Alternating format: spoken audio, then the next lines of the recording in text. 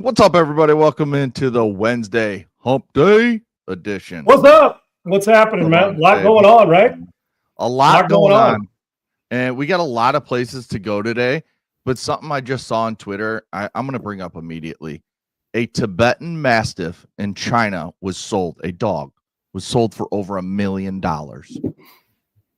A Tibetan Mastiff. That means somebody's got a lot of money. Now they're beautiful dogs, dude. Beautiful dogs, but you got to have a lot of kiss my ass money for a dog. I tell you right now, I'm being on now. This is going to sound crazy, and I ain't bullshit. I wouldn't sell one of my dogs for $1 million right now. I would not do it. That's the honest to God truth. If you came to me and said, "Here's $1 million cash for Kilo, my 100-pound bully," I would not sell that dog. I'm talking about to somebody who's a great owner. Mm-hmm. I wouldn't sell it. I wouldn't sell it to one of my kids for $1 million.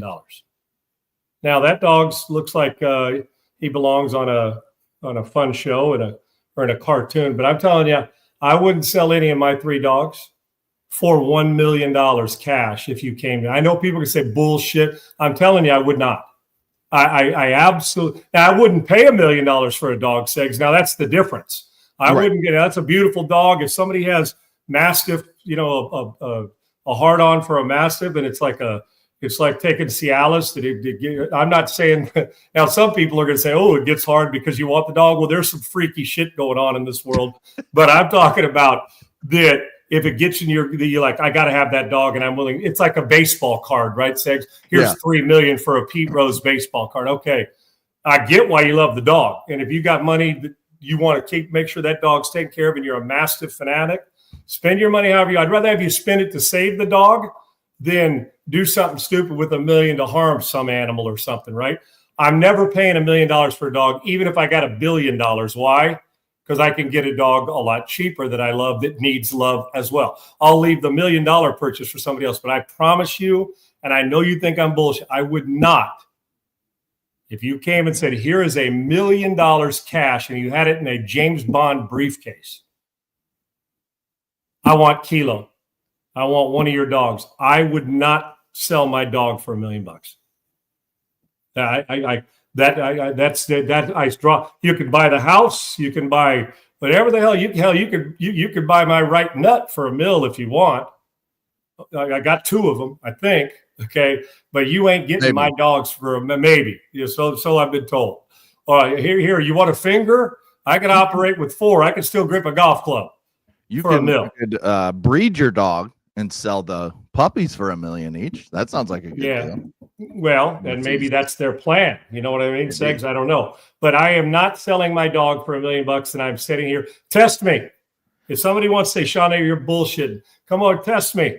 I'm easy to find. You test me. You send me right here on this comment. Say, "I got it. Show me the cash, and I'll offer it." And I can probably tell you right now that I can guarantee you're wasting your time. I wouldn't do it. Now, on the other side, I think you're a nut job to spend $1 million on a dog.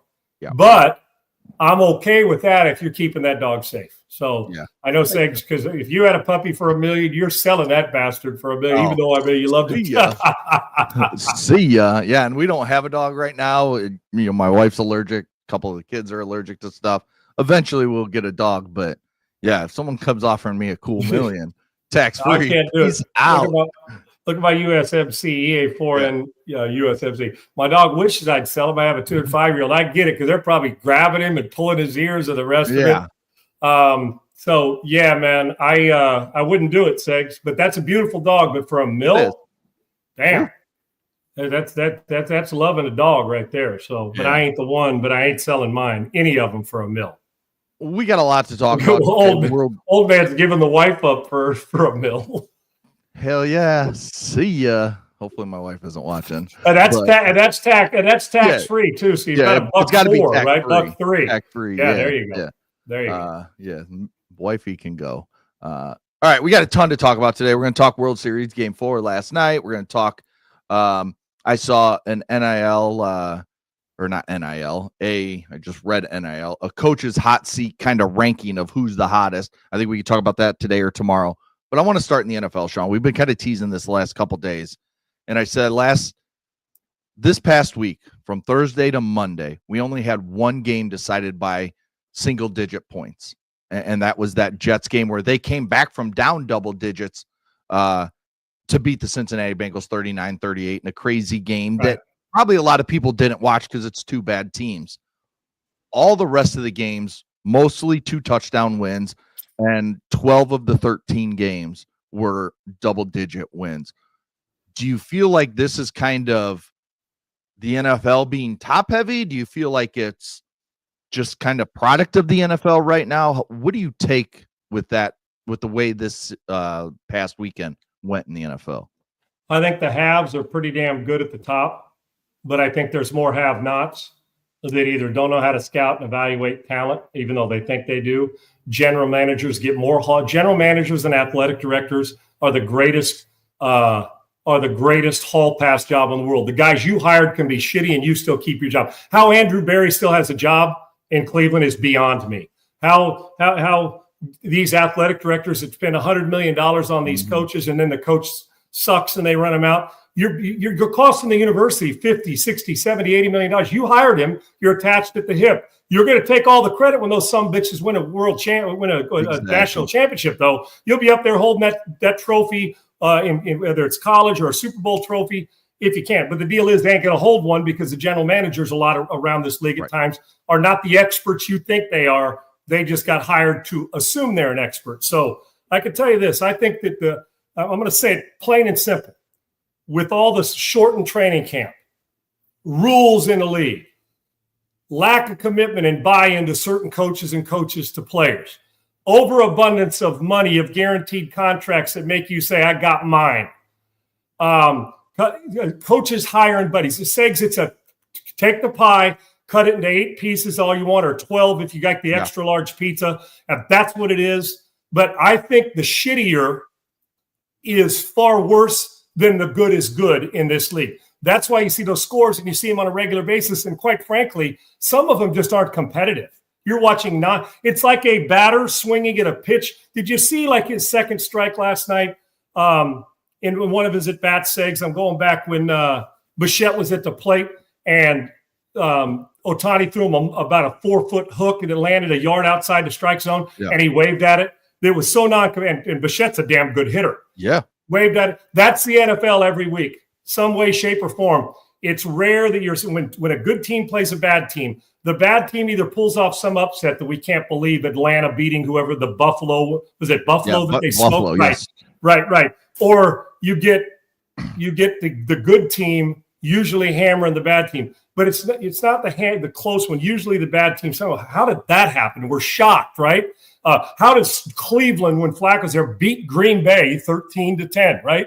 So I think the awful, the bottom third of the shit, the matter of fact, I'm going to even go 14, 15 teams are, for the most part, so inconsistently good and really consistently bad, you can just wash them away. And then you get the top-heavy teams. And then there's that second tier where sometimes they're good and sometimes they're not, yet they're playoff contenders, and we still got them in a Super Bowl run. Look at Buffalo. And this is not – listen, I love their fans. I'm a huge Buffalo Bills fan. But when you just look at the raw data and who they are, they've got a great running back, a great quarterback. They haven't beat anybody. They've not beat anybody this year. And we still got them as they're one of the – and I know it's because Josh is so good and they've got Cook who's playing well. They've got some veteran players. But my point is, if you're just judging the body of work this year, you're looking at Buffalo saying, how are they any more impressive than somebody else who's if it was somebody we didn't like beating those teams, you know what we'd say, Segs? If it didn't have a Josh Allen who's a great player, you know what we'd say? Or the constant love of Buffalo every year, we think this is the year. You know what we'd be saying? Oh, I'm not giving that team any credit. They ain't beat anybody yet. If it's the NBA early season and you beat 4 hacks and aren't going to the playoffs, you're not going to give any team credit for beating 4 hacks, right? Now, you'd rip them to death if they lost 3 of those 4 games getting beat by bad teams. I think the league is shittier. I think the training camps are worse. I think the attention to detail is worse because training camp shorter. You go to training camp now to get out of training camp. You really do. Instead of grind and get it done. And, well, Sean, does that matter? Yeah, it does matter. Because you watch these teams and you're like, that mistake wouldn't have been made if you'd have been in camp a week longer or had been able to go 2 days in pads. So I think it's all that, Segs. I do. And it's just everything, the instant gratification, quit on this guy, put this guy in, do this, don't tackle. And I'm going to tell you what, football's tackling is awful. The two things, bad tackling and offensive line play in this league, I'm talking about on the whole. Not the good ones. No, I'm not talking to them. So if you're offended, think I'm talking to your team, then know the room and understand what I'm talking about, because I do know about this. Mm-hmm. Offensive line play in this league is just overall Segs is absolute dog shit. Could I do it better? Absolutely. Well, Sean, could you do? No, I couldn't. But I damn well tell you, I could keep them in protections better to protect the dog shit and actually put some cologne on it for a half if I need to. But the offensive line play, defensive lines are so much better overall. Well, part of that's the training camp thing. You cut training camp, you cut the physicality. Technique and physicality. Of course you do. And then we got the rules that limit physicality. So finesse hangs around, but then we don't call it as bad in the postseason, and the physical teams rear their head and beat the finesse teams because we finally let them play like we do in the NBA playoffs. In hockey, we get to thump a guy a little more. We let a guy take an elbow to the rib cage in basketball a little more. It's almost like they put a mandate out, let them play at the end of the year. Yeah. At the beginning. So all that come into one, listen. If you wanted to get an enema or a prostate check, last Sunday would have been the day to do it watching the NFL. Because you would at least had a little thrill a minute because somebody went one knuckle deep. Here, I couldn't even find anybody to go one knuckle deep, and I have to watch the doggone trash they're throwing us on TV. Yeah. And I know what some trash and throwing interceptions felt like. I've thrown a few in my day, so I get it. But the constant, it was awful. It was Alabama versus Tennessee Chattanooga 50 times last week. Yeah. That's what it was on Sunday. It's exactly right. And someone just pointed out, or Dr. J just pointed out, the Falcons made Miami look like a physical team. You talked about the Falcons beat the Buffalo Bills a few weeks back. Then they come, yes, Michael Penix didn't play, but you still had Kirk Cousins, who's probably a starting quarterback in this league somewhere. If he was just open to play anywhere, if he's a free agent, he's already starting for the Jets or somebody else, right? Exactly. Yes. So Miami comes in and beats the shit out of the Falcons. It's just the NFL just continues. It feels like every year kind of make less and less sense. And, and anytime we mistake the Miami Dolphins for a physical team is when football's at its lowest. Okay. You did something wrong. So just a bad slate. We'll see what happens this weekend. But we also had some news. And remember, here in a couple seconds, I'm going to ask you who your MVP is. I know who mine is. But Aiden Hutchinson, we've kind of mentioned him a few times over the last few weeks being really good on that good Detroit Lions team. He gets paid today, a 4-year extension, $180 million. That's $45 million a year, just below, was it Miles? No, not Myles Garrett. Who was the last guy? Micah Parsons. Got $46 million. Aiden Hutchinson gets 45, and then you've got Myles Garrett's in there at about 40, and somebody else is in there about Trey 43. Hendrickson, both all those guys come in. All those guys, yeah. So, good move by Detroit, obviously. Keeping your best defensive player. Great move. And the one thing about it is, Figs, we pay people to get sacks. That you get paid. If you're an edge rusher and you haven't tackled a guy in a month and a half, but you can tackle the quarterback on a sack, you're getting paid. Yeah. Now, here's where Hutchinson comes in. The guy's a two-way player. What I mean by that, not two ways on each side, is that if you're going to try to get physical with him, he's either quick enough to get around or physical enough to handle his own against guys that are bigger than him. Right. And he's finesse and got enough moves. And Segs, he doesn't know how to play yet. The guy is still, remember, he missed some time last year. This guy's still in the infancy of his career. Wait till he actually learns how to play 5 years from now and more techniques. And I mean that as a compliment to him, meaning you're not only paying him on potential, you're paying him on the production you've seen in very short career, but a really productive one. No problem paying him. When I get physical and I get defense and we complain all the time. Oh man, the offensive line's got to block. Then why do you get rid of guys that can block? You got to sign those cats and the Anthony Munozes of the world, and you plug them in and you deal with it until they can't play anymore. Same thing on the defensive side with a guy like Hutchinson. Your best players you have to keep there. Because what you do, if you let a guy like that walk eventually and you don't extend him, Sigs, all you're doing in your next draft is trying to get up high and get a guy like him under a rookie, yet the rookie's going to take 3 years to get to him, and you'll be lucky to be that. These guys don't just land in your lap. We're fortunate. Karlaftis guys, Myles Garrett, both of the names you just mentioned, TJ Watts, we're pretty fortunate. We got a Micah Parsons. We got a group that might be the deepest good position in the league for at the top 6, 8 or 10 of those guys that are hell. Hendrickson's a really good player, and you're not even putting him in your top 5.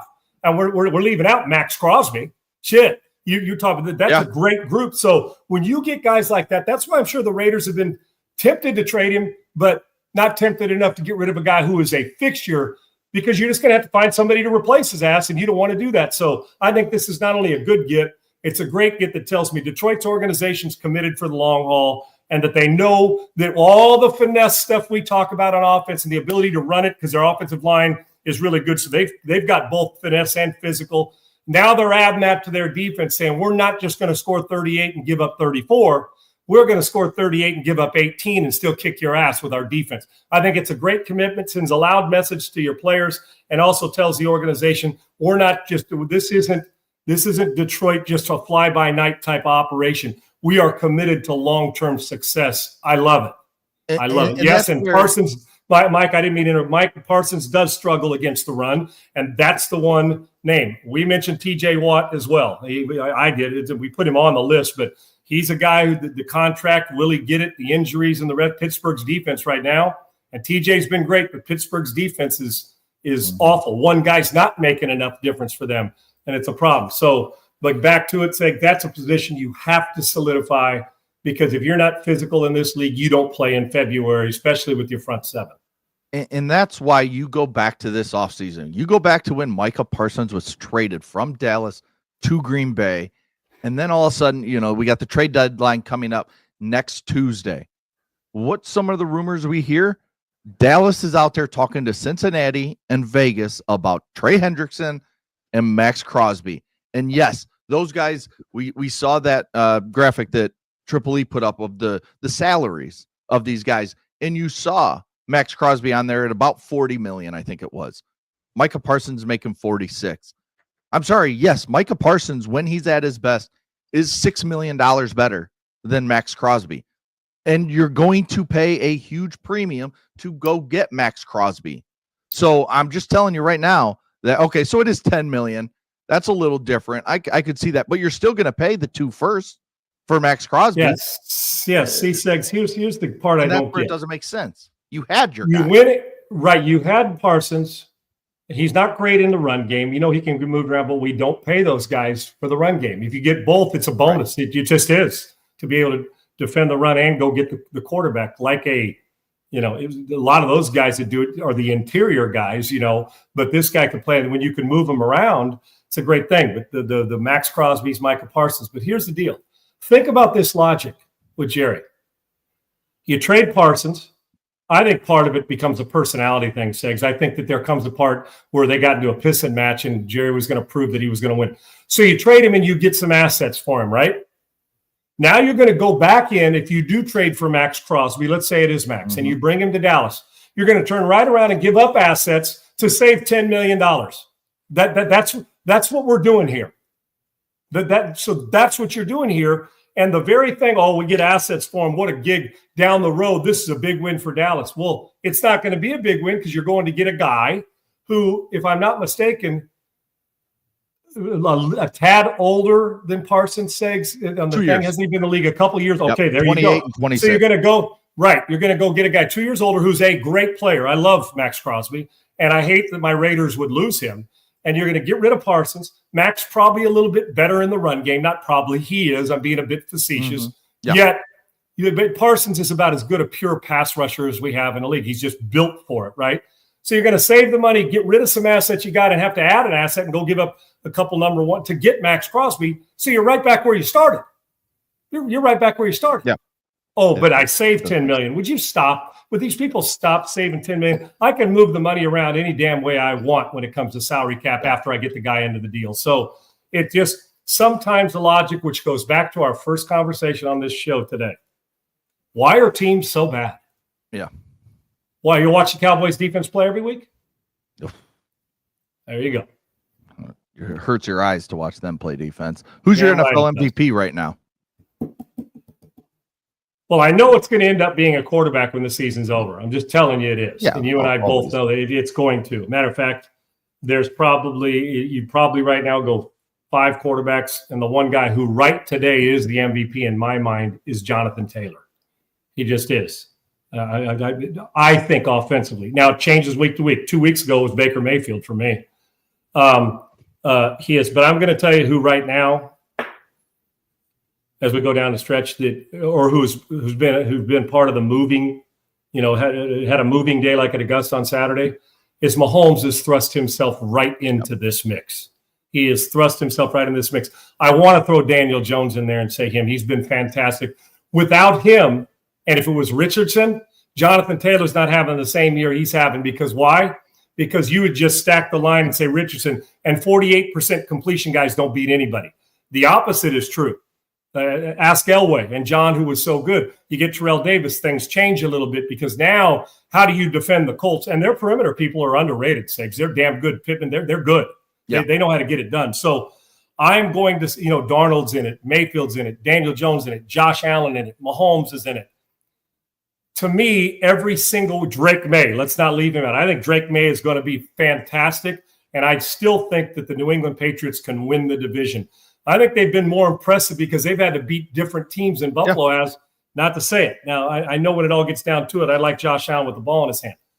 Jonathan Taylor, in my mind, has to be, but what they're going to end up doing, he's going to end up being the offensive player of the year, and that's exactly right. And Daniel Jones on Kalshi, good point pick a couple weeks ago. There's 5 or 6 guys, but the way Jonathan Taylor's playing, he's just making Daniel Jones better and better and better and better. But Mahomes is going to creep into this, Segs. I'm just telling you, if he already hasn't in some eyes. I don't know where he is on the Vegas odds. But a lot of the odds I've seen, he's tops. A month from now, if he isn't, and they keep this up, he will be the odds-on favorite to win it. And Jonathan Taylor will be the odds-on favorite to win Offensive Player of the Year. Yeah. Jonathan Taylor leads the league in carries, yards, and rushing touchdowns. He's got over 1,200 yards, I believe. That's the triple crown for running backs, 850 yards, 12 touchdowns. Yeah, he's got 12 touchdowns, not 1,200. Is he your guy too right now? Yeah, right now it's got to be him. And like you said, with Mahomes and May creeping, and then you still got Baker on the periphery. You still got, or looking at this, Matthew Stafford. That's the guy I was trying to think of. I have him right. Stafford's the sneaky one, Segs. Yes. I think with it when they're fully healthy and they get rolling, he's going to end up in that top 3 or 4 and could win it. For my money, Stafford still slings it as good as anybody. And without him, they are just if he wasn't playing, they're not a Super Bowl contender. Yeah. He's as valuable to his team as anybody is to theirs. Stafford will be there, but I don't know how we turn away from Mahomes right now the way he's done it. And 4 weeks ago, you would have laughed at me if I'd have said Mahomes is in that running. Yeah. I mean, they were just terrible at that point, and getting a little bit more healthy has helped Patrick Mahomes tremendously, and he's turned his game up even more. All right, before we move on to some NBA, because we are going to talk a little NBA and what's going on around that league. Tell me about some crypto, Sean. Yeah, I definitely will. Crypto's Segs, and they've made a massive jump. And this crypto stuff that's going on. I was a guy who was, what's the best way to put this? A little distant from it, because we've seen the ups and downs of it. And you say, okay, tell me why. Tell me why crypto for me. Well, I'm going to tell you why for you. Now, listen, the benefits and an explanation of what CRO is, some still don't know. And if you're late to the party, you're not too late to the party. You can still get in. Listen, let's be clear about cryptocurrency. It's no longer emerging. Oh, it's on its way. No. It's here. And it's here to stay. And it's here with this latest move that we've discussed that cements the reality in a big way. Trump Media just linked a massive, in the last couple months, 6.4 to be exact, billion-dollar deal with Yorkville Acquisition Corp. Not a million, 6.4 billion. And Crypto.com, the crypto platform trusted by millions of users worldwide. That's where they inked this massive deal. So they're teaming up to scoop up $6.4 billion in CRO. the powerhouse token that fuels fast, low-fee DeFi staking rewards and real-world perks like cash back on your spends. Don't we all want cash back on our spends? That's the next bonus, right? Spend, cash back, cash back, cash back. We've seen it years ago. Oh, I take this airline, boom, give me cash back or give me miles. Well, crypto's doing that with those great cash back rewards, and it is on all your spends there, right? So to establish America's first CRO treasury, Trump Media Group CRO strategy, when it's done, this new company will be the biggest publicly traded CRO holder out there. The biggest CRO holder out there. So you want in on the action. If you don't, guys, what's it hurt to check? It doesn't hurt anything. Don't be late to the party twice, because then the girl you were going to dance with is dancing with the other guy. Don't let that happen. Get to the party, get to the dance, and go find the girl to dance with. And that's crypto right now. Think about it now. Head to crypto.com today and let's make crypto great again. For more information on this proposed business combination, check out Yorkville Acquisition Corp's public filings. You can go there and see all this, $6.4 billion worth. Again, signed a $6.4 billion Trump Media did with Yorkville Acquisition Corporation. And upon this completion, the newly formed company will be the largest publicly traded holder of CRO. To buy CRO, visit crypto.com today. Visit crypto, you see it right there, CRYPTO.com today and be part of a historic move and a historic company. And you know, if you're late to the party, don't miss it twice. It's crypto.com. All right. Thanks to Crypto, as always, for being one of our show sponsors. Sean, the NBA. We haven't talked a lot of NBA. And so a few little things. And as you see in our title, the NBA Cup's chaos. The NBA Cup begins. This tournament they do in the winter over November and December. I didn't realize it was starting. I'm not. The NBA's kind of pushed me away. Yeah, it's kind of pushed me away over the last few years. I still watch some Bulls games here and there. I'll throw it on if nothing else is on. If a good game's on TNT, I'll throw it on. Kind of have it in the background while I'm doing some stuff with my kids or whatever. But Victor Wembanyama, this dude is Dikembe Mutombo and Kevin Durant combined. I mean, the way, I don't know if you saw a highlight of him the other night where he blocked a ball that he was 6 feet away from at the basket when he started. He blocked it easy. Another guy on the other team got the ball, went right up, and he blocked him too. It's just, and they're saying that he's now grown to 7'7". I can't remember who it was that said 7'5". Maybe it was like Sean Bradley or something, did an interview somewhere. And he's like, I'm sitting here right now, and he was taller than me. I was looking up at him. You're talking about a 7'7" guy who can dribble and handle the ball and shoot like Kevin Durant. And yet he plays defense like he's Dikembe Mutombo in his prime. And the kid's still, 22, 21 years old, whatever he is? I mean, look at the numbers.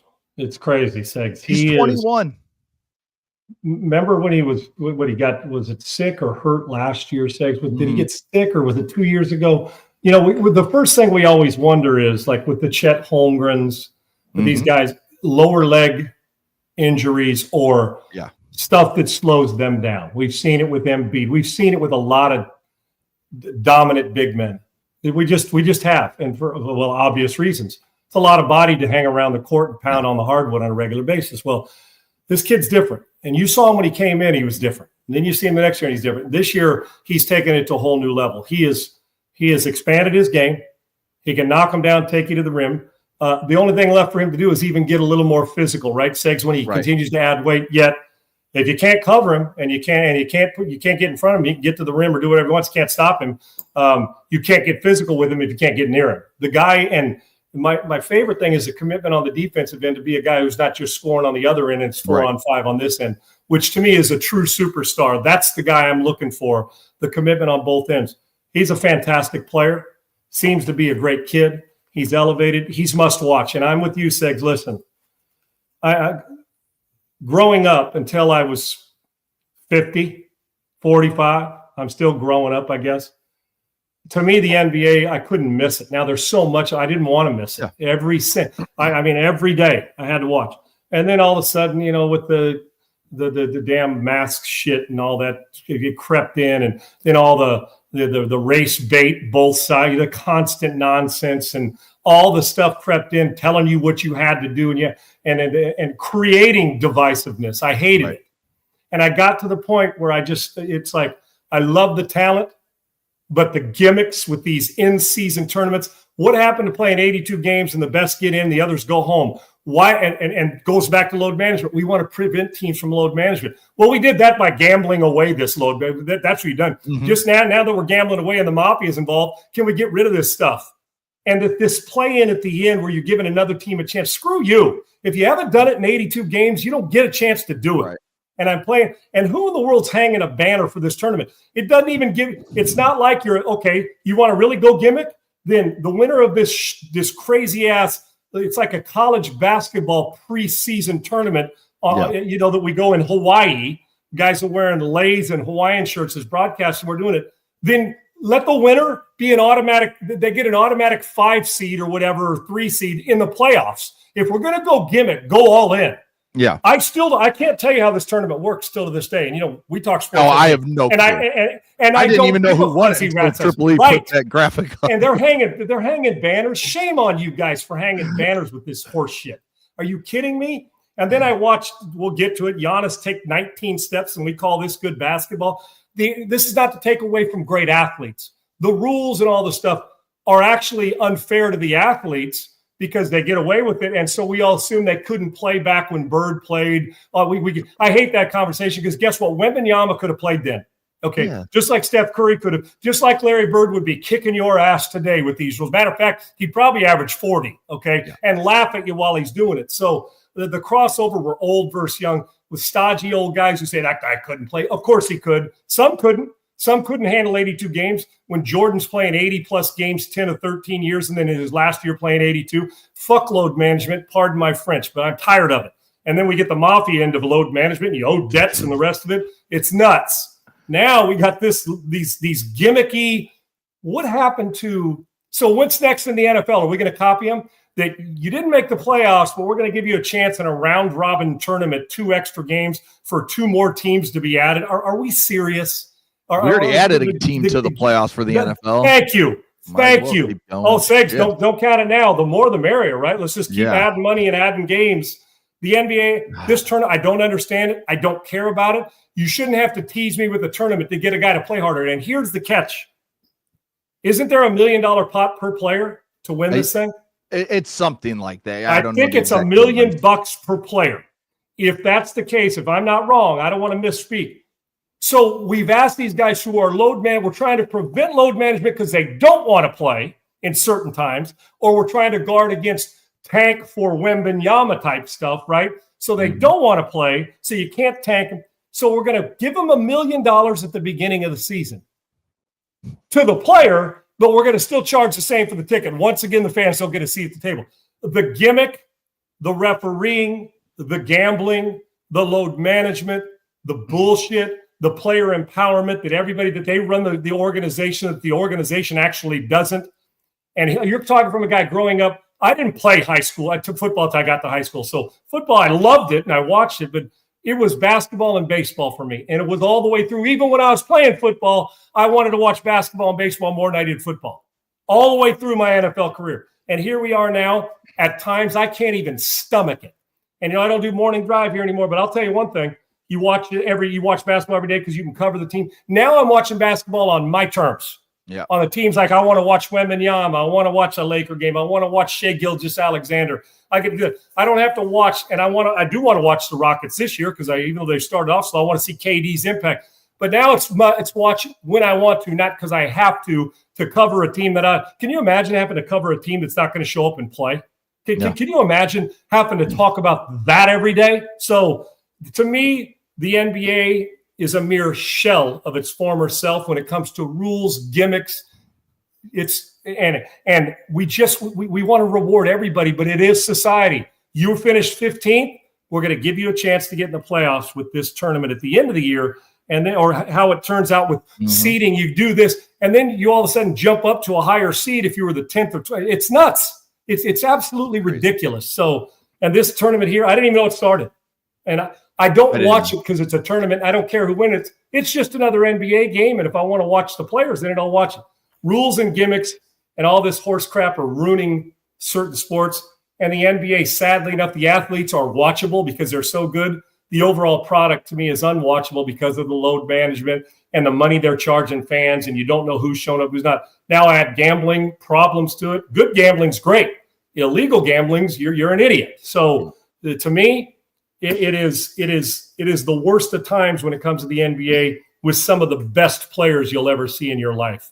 Yeah, and Michael Jordan, is now a part of NBA on NBC. He did a sit down with Mike Tirico, and he talked about load management. Tirico asked him about it, and he said it was never even a consideration because first of all, I loved the game and I always wanted to play the game. The game is what I put all that work in since I was a young kid to become the player I was. I always wanted to play. I never wanted to sit out, but I always wanted to play for the fan, the Chicago fan that was sitting way up like me when I was a young kid, sitting way up in Chicago Stadium or in the United Center, going to watch, paying, dad or mom or whoever paying a week's salary to go watch Michael Jordan play. He wanted to play for those type of fans, but he also wanted to play for, and because Tirico asked him, he goes, you wanted to play like in the Palace up in Detroit? You'd never wanted to take a game off there? He goes, no, because those same fans that are motherfucking me from the top, I want to prove to them that I'm the greatest they've ever seen. And that's the drive. That's the same drive that Kobe had. These guys now don't have that. That's why he's the best in the world, Segs. And they're making double what those guys made in that time period. They're making $70 million a year. And they minimum double. Fucking days off. Those guys back when Jordan, even to Kobe's days, they're playing back-to-backs. They're playing 4 games in a week. Now, if you play 3 games in a week, it's like once a year. And you know what else, they've pussified the sport so much, and they've made it unwatchable with the shit they let them get away with, which I want to talk about in a second after you give your point. It's made the game unwatchable, and I don't think these guys are as talented as the guys were back then because they get away with all this shit, and they're still just scoring the same amount of points as Jordan did in his prime. Well, in the clip we'll show, shortly, but not yet. And I love Giannis, but he took. You could have called 4 travelings on one play. It's nuts. So with this too, Segs, about this, I can't ever remember. Now, like when Kareem Abdul-Jabbar, who battled migraines a lot, like Game 6 of the Sixers when Magic played center, went 42-15-7. Battling migraines. I get that, dude. Sometimes you just can't go. Yeah, but I can never remember. Yes, I can never remember a time when I was 8 and watching Dave Bing and Bob Lanier play, or however old I was, to watching Walt Bellamy and Sweet Lou Hudson, to Walt Frazier and Willis Reed. Hell, Willis Reed came back and should have been in the hospital with the doggone cast on. Okay, walked back out. We got guys getting carried out because of cramps, being carried out like in a chair. Are you kidding me? Are you kidding me? And he probably squatted to pee while he was at it. Anyway, whoever that, I can't even remember who it was, but not that squatted to pee long, because I'm wheelchair. Yeah, crazy enough. I know plenty of dudes that seem to squat to pee now too, just on a normal middle of the night thing, which is, to me, I don't get it. But I digress, Segs. You don't call them dudes, you call them whatever, right? Well, yeah, whatever. But for me, I can't remember a time when I said, man, I'm going to a basketball game. I hope Magic plays tonight. Right. Never had to ask that. I can't remember going to a game and saying, man, Larry Bird's coming to town to the Forum when I was in college. Mm-hmm. Robert Parrish. And I got to worry about Charles Barkley when the Sixers or the Sun, or I got to worry about Chief Parrish taking a night off. Well, I wanted to see him. I want to see the full Celtics versus the full DJ. And I want to see it all. Yeah. Oh, no. They played 4 games, and they played a rough one last night and went to overtime. Got to give him a night off. You get paid for 82. If you're healthy, you should be playing 82. Can you imagine?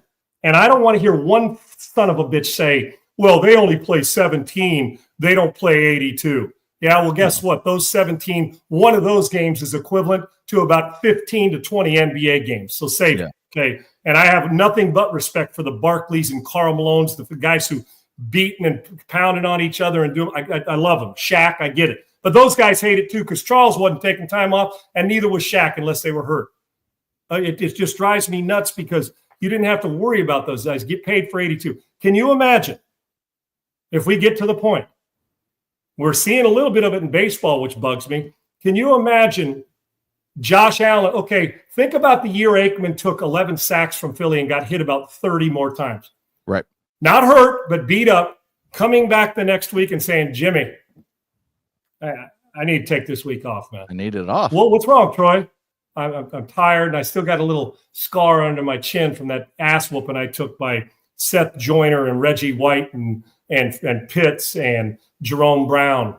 And when I played Philly, you know what I'm saying, Segs? Yeah. Can you imagine Derrick Henry? Don't touch my money. I'm going to sit out, but don't touch my money. And we should get to a point. So, you want load management day? Good. Then that paycheck goes to charity. You don't get your paycheck. So, watch how quickly that load management ends, dude. Hey, you want a game check you need a day off? You're not hurt. You can't prove it. You're not sick. Oh, well, that game check's automatically donated. Oh, hell no. All of a sudden, my hammy feels better, and I'm no longer tired. So I'm not, Sean, the game's changed. The game hasn't changed that much. You get paid for 82. And you know what? If you're able to play 82, you better get your ass out there to play. I'm with Jordan. I'm with Barkley. I'm with Shaq. I'm with Magic. I'm with Bird. I think it's weak-ass coward play to sit because you're tired as opposed to because you're injured. Okay? I can't stand it. And I can't stand load management. And if you ain't playing 82 when you're healthy, guess what? Then you don't deserve to be paid for 82. And if that pisses basketball fans off, what do you know? More than you do. Okay? So get to it. It'll end load management. You start taking money away from them, or you start telling them, oh, yeah. Or when the NFL starts doing it, I'm checking out on all of it. He can't play this week, man. He needs a day off because he's got mental exhaustion. Well, get in friggin' line. Yeah. Okay. And Isaiah says that, Giannis is an old school player. He doesn't load manage or anything like that. I just looked it up though. Still, how many times has he played 80 games in his career? Once. How many times has he played 70 games in his career? The first 5 he did. Since then, he's only done it once. So, I mean, this is still, he's out for multiple games. And yeah, maybe it's injuries, but he's never, missed an extended period of time because of a major injury. He's still missing too many games. And let's be real, it's load management part of the time. And we're talking about Giannis. I mean, Tripoli, you could throw it up. The travel from last night that you've mentioned, Sean. I mean, this is why I hate basketball, because I grew up playing basketball. I grew up with a grandpa who coached basketball for 40-something years. This is not basketball anymore. I mean, look at this. 1, 2, 3, 4, 5, 6. 6 steps without a dribble. And this is because now, and play it again, Tripoli. This is because right here, when he dribbles, it's until he touches the ball with 2 hands that he technically hasn't started yet. But he took the ball off the dribble from the 3-point line, and he's shooting a layup without putting the ball on the deck another time. This to me is, first of all, it's embarrassing that this happens. Secondly, get the refs out. Let the players call their own game if this is going to be the case. I'm kidding, obviously. But if you're letting this go, it's a superstar, it's Giannis, people want to see him score. I don't want to see him score like this. This is bullshit. It's ridiculous. It's embarrassing. Everybody in the stands should get a refund, because you know what? If he averages 40, then take away about 9 a game. Exactly. If he averages 30, take away 9 a game, because guess what? He's already, and we see this all the time, dude. If it's not that blatant, we see 3 and 4 and 5, and palming the basketball. Guy will have it under. He'll carry it, look around, put it back on the deck. Listen, well, you guys are just being a little too over. No, we're not being overboard. No. So say that's humiliating to the league. You think Adam Silver's got a few problems. Adam Silver's got a lot of problems. And if you can't call it right, just like the tush push, which I know we're going to get into, then you know what? Get rid of it or do something else. I just can't fathom that those referees are watching this game thinking, this is good basketball. And if you're a fan, look at Giannis. Look how long he is and getting to the rim. Yeah, the ball should have been out of his hand and back on the deck by the time he hit the free throw line, let alone a layup from the top of the circle. Not the circle, from the 3-point line. Yeah. Embarrassment. I mean, and you watch this? Have you watched the full game yet this year? Have you watched the full game yet this year in any team? No. Neither have I. Yeah, no, I can't. I mean, so those points per game, it probably is 29 right there, or 28. And the other ones are turnovers on taking it to the rim, right? There you go. And I love the guy. The guy's a great player. And it's on the league because they are changing these rules. Again, like I said, the reason he can get away with that because he can dribble. It doesn't matter how many steps he takes until he grabs the ball with two hands. So as long as he can dribble once, and if that ball's hold the ball under with those big because he can pump from the bottom. His hands are so big, it doesn't matter. He can run 5 steps if he wants, and then once he grabs it with two hands, then he gets 2 steps with the gather step. So really, it's 3. So this is why the NBA is stupid. I never thought I'd say this, Segs. The majority of it, great. Like I love watching Steph Curry knock down 3. It's a blast to watch certain players.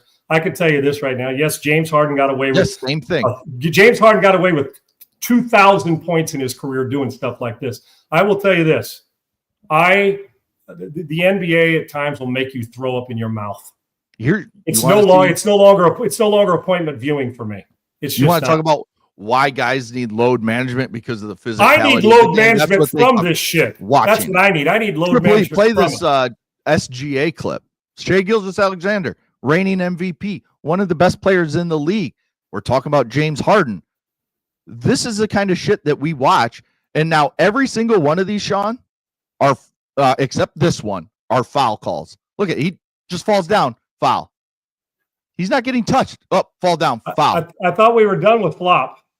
I thought we were done with it. But this guy is the MVP. Come on, man. And he gets to the free throw line more than anybody in the league. Yet this is the fouls that are being called. I love the player, Segs, his talent. He should be ashamed of himself for faking this because knowing he's going to get away with it. Look how many times he's on the deck and nobody's touched it. This is why Shaq and Barkley are loved so much because they look at the shit and they call it out immediately, constantly. And they say, when we played, we would have made fun of this guy. We would have ran him off our team. Yes. Because you don't play like this. Yes. Would there be a flop on a charge every once in a while? Sure. But now it's you flop. I'm talking about offensive flop where you're flopping on a jump shot and the guy's not 2 feet near you. Yeah. Listen, you know when the next time I'll watch a full game? It'll be June for the NBA Finals. I'll watch basketball on clips if it's a good one, or say, I want to go watch this game because Wembanyama's playing against Nikola Jokic. Great, okay, I want to see it. Until I see, or Oklahoma City play Nikola Jokic in Denver, until I see a guy who's a great player take 8 jump shots and act like he got hit on all 8 of them and fall to the hardwood and act like he's hurt and fouled and not get and get half of them called in his favor. Even if he doesn't get one called, at what point in time are you not looking at him like, get your embarrassing ass up? You're a great player. You don't need to do this. Yeah. I mean, you don't need to do this. And the thing that pisses me off, because I know you do too, we love college basketball, but it's starting to far more than the NBA. It's creeping in. Yes, it's creeping into college basketball. The constant bitching and moaning about, every single trip down the floor, unless it's just an uncontested 3 and like, in on a fast break or something, there is no play that goes without a bitching and moaning from a coach or a player on the floor in college or in the NBA. It's terrible to watch, the constant moaning. And you're right, Mahomes does flop just as much. He does the same shit as SGA does. Because he knows he's going to get the call. Exactly. No doubt. And this is part of the league's problem. The leagues are letting this shit happen. And this is why I know the NFL's viewership's up, but NBA's has gone down over the last 10 years. Maybe it's starting to creep up a little bit more, but it's down from where it was 10 plus years ago. It's because of this shit right here. Yeah, we've shown you 2 or 3 examples of why it becomes unwatchable. And the only guys that couldn't last in this league right now in the NBA are guys like Oakley, guys that Bill Lane, they did bang you a little bit and could play. Because too many guys would be pussing out right now and looking for refs calls on a regular basis. They would. You come down the lane against a Lambeer, a Barkley, Charles Oakley, Dennis Rodman, any of those type of players, they would clear you out in midair. You wouldn't get a shot off. And guess what? It was just 2 free throws. Now you're ejected from the game if you did half the shit that Beer Lambier, Dennis Rodman, those guys did just in the matter of a play. Coming down, a hard foul. Boom, you're gone now. Think about this too, Segs, is baseball, football, and basketball. Just those three. Think about what we've eliminated in all three. The physical part of the game. You know, we got to sit there and watch for 5 minutes to get a catcher block the plate. What do you mean? If you get anywhere near that shin guard before the glove goes down first, they're going to give the guy home plate. Yep. And in football, the safeties can't even be intimidating with a clean, vicious hit. A clean one, or you're done, dude, or fine. And then in basketball, we see it every day. It's just we've created this to the point where people are applauding a flag football Pro Bowl game. Would you please stop it? Yeah, I love flag football. It's good for young kids. I'm all for it. I played flag football. But the things we applaud are not the things we should be applauding. Let's put it that way. Like that right there, this sack from Johnny Newton, the defensive tackle. Yeah, that's Washington. Way too. That, oh, man, throw the flag. That's a flag. Like, I mean, just. Yeah, now the other side of that, though, is, Segs, think about this. Johnny Newton, listen, the quarterback's going to get up there. He wasn't hurt. It wasn't abusive. But if you're playing in this league now, how can your common sense and football IQ 100%. Not tell you, don't throw Mahomes down after three steps like that because you're going to get flagged? You heard just know you're going to get flagged. He basically said exactly what you said. He said, you just have to have, and Newton's a young player, just drafted, but you just have to know, especially after the second spin around where you're still going, it's like, okay, let him go. But Troy Aikman says, especially this quarterback. Yes, he knows. And I have the sound up for the baseball game. I want to listen to the sound of the football game because I'm watching the Dodgers and Blue Jays. But when you see the play, it's like, dude, okay, I understand we're pussified with rules and protecting quarterbacks. And quarterbacks now snap their head around and look for it too. But it's that guy. I don't care if you're a rookie or 12 years old. Dude, once you got him wrapped up, just bear hug him and kiss him and say, you're in my arms, you ain't going anywhere. Up and hold them. Swing him around. Yet the optics alone are going to make him call a personal foul on you just because, well, it's number 15 in Kansas City. He's getting every hall pass that was ever existed on the field. And you're doing that with a guy who's the best football player in the world the last 8 or so years, right? It's like, well, give him another advantage. He's already too good for the league at times anyway. And I know part of that is, when you throw a guy down, you're trying to create, just intimidate him a little bit. But think about it, the fact, like I just said, if you're spinning around and you just pick him up and you hold him up like a baby, this dude's 6'3", 225 pounds, whatever he is, and you just hold him up as a big defensive tackle. I mean, that's emasculating to a guy like any football player. You do that, they can't call a flag. If they call a flag, then just cancel football. They basically just treated you like they just basically treated you like a bitch. And you're like, I can't move anywhere. He straitjacketed me, and like he's not slamming me to the ground. It's almost a power play by the defensive line or the linebacker. And then just gently set him down. Yes, or take your face mask and kiss him on the back on his face mask. Like, got your ass, but don't do it too blatantly because they'll flag you for dead ball personal foul, right? Yeah. So. But the thing about that is too, Segs, and you're right about it. It's kind of a really cool power move if you do that. Yes. Bear hug him. And what you do is just treat it like it's because they can't see, just treat it like you're giving him, the what do they call it when you're got something, boom. Not just CPR, but what do they call it when you pull somebody to have something out of your Heimlich maneuver. Yeah, the Heimlich. Yeah, well, not the Heimlich, the Heimlich maneuver. Well, yes. it works. Both of them. Hey, well, say it again. Some people. But in truth, though, you give them that little Heimlich, right, Segs? That's kind of like a bitch, I got you, and this is worse than me slamming you to the ground, right? It really is. I'm not even listening to you anymore. I just hope Laura cuts that and puts that on social media. So you're past the Heimlich, and you're left back at the Heimlich back burner as opposed to the Heimlich, right? Today is done. Wait, when you said some people are that, I actually raised my hand. That was a mistake. I didn't mean that. Laura, if you're listening, which I know you are, you just cut that and put it all over everything. after she's done picking up her jaw, laughing her ass off at this, she probably will. Hey, I'm only human. I'm just trying to save lives, Segs. Save lives, okay? That's what I'm trying to do. I don't even know what to say anymore. Let's quick do our poll questions. Did you stay up to watch Game 3 of the World Series, the 18 inning? 82% said no, which I kind of figured. It's a long game, and baseball's tough to stay up for. And baseball just I did, overall, you did, but yes, but I get why most. I would have said most didn't, would have dominated, and there you go. So would have agreed with that. And then our poll question today, which I'm reposting at this second: who will be the next head coach at LSU based on the Kalshi top 4 right now? Their top 4 in order were Lane Kiffin, John Sumrall, Nick Saban, which is kind of why I picked this question today, why I put it in our chat and said, hey, I think this will be a good one, because they have Nick Saban at number 3. And then they have Eli Drinkwitz from Mizzou. For those who don't know, too, Seg, Sumrall, guys, is the head coach at Tulane. Took over for Willie Fritz, is really good. The area, familiar, recruiting, gets it.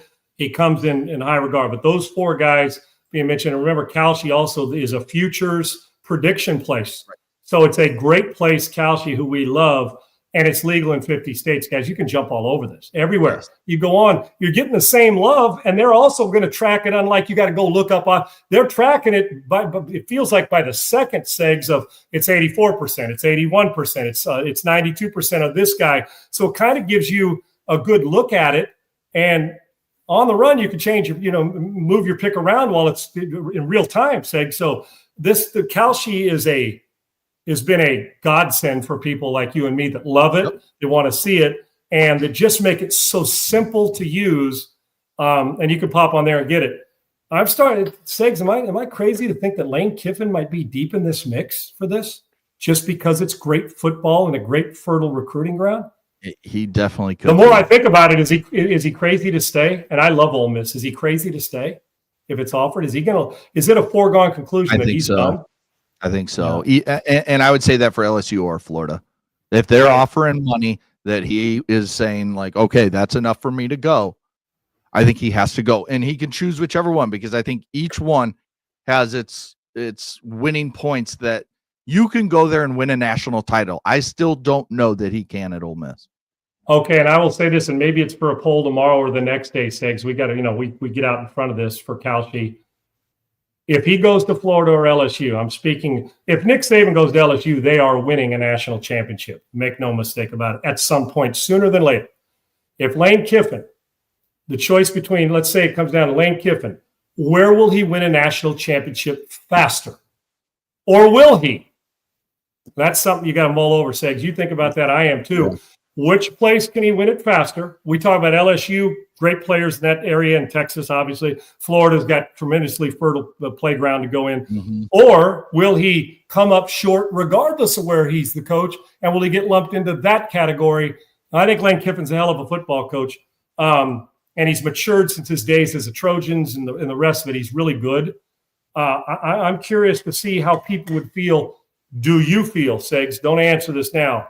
Would he win one at either place? Which one faster? Or would he still be searching for one when he was done at either one of those places? Yeah. All right. We'll talk about that tomorrow. We're going to talk NFL. We'll start kind of looking ahead to some weekend games, see if we have any good games that we think could be good. I do want to talk about the tush push, as you said, and how they're officiating it. Just there's no time spent on. There's no time limit on that, Segs, because it's going to be every single week we're watching this shit. Yeah, it's going to continue. World Series Game 4 last night. Blue Jays tie it. Shohei didn't show up and pitch as well as we thought he would. Gave up 4 runs, and the Blue Jays were able to tie it. We got Game 5 tonight. Blake Snell versus Trey Savage, the youngster, the 21-year-old, making his start, another start in the World Series in the postseason. So it'll be interesting to see who takes the lead here. Segs, one real quick before we go about that game last night. See, and you hit it, just like we kind of said yesterday, that our expectations of the guy are so abnormal, meaning Ohtani. Mm-hmm. The guy gets on base 9 times the night before. plays 18 innings, the entire game, has the wear and tear. He's got to fight his way through it. He got into this, into the sixth, seventh inning. What was it, the sixth? He got knocked out in the sixth or the seventh? He got through the sixth. He got knocked out in the seventh inning. Yes, he got knocked out in the seventh. He got out of the sixth. He struck out a guy, got into the seventh inning. We're sitting here saying, well, he didn't pitch very well. Damn, the dude, after all that, still managed to save a bullpen for a while by getting to the seventh inning after coming to the plate 9 times and hitting 2 home runs, 2 doubles, walking 5 times, 1 intentionally. And we're sitting here saying, most guys, you know what they'd have got, Sakes? A load management day. That's what they would have got if this was the NBA for 2 straight games, not just one. So while they got beat and Guerrero got to him, and we know Toronto, when they get rolling, they can rake. But in truth, to get to where he got on the mound, Sakes, to get into the 7th inning, we don't get guys with 5 days, 6 days rest getting into the 6th inning in the regular season with a pitcher. We call them heroes. The guy went 5 2/3 after he threw a 3-hitter 6 days ago. And now we're saying, that's what I mean. We are so unrealistic. He only pitched into the 7th. Shame on this guy. It just where the bar is a whole. And we had a guy who I like, who's a regular friend on Twitter, say that Ohtani can't shine Bond's shoes. Well, as a guy hitter, and I think that as if it made it sound as if Ohtani wasn't in the team picture. I beg to differ. He's in the team picture. Nobody's arguing that Bond's maybe the greatest hitter we've ever seen, power, eye combined. But considering all the stuff Ohtani does, not only is he in the team picture, that may be limited to about 2 or 3 guys, and Willie Mays you may be able to add into that damn thing too. There you go. 100%. All right, so we'll talk about Game 5. That's tonight. We'll talk some NFL. We'll start looking ahead to the college football weekend, and then we'll continue to talk.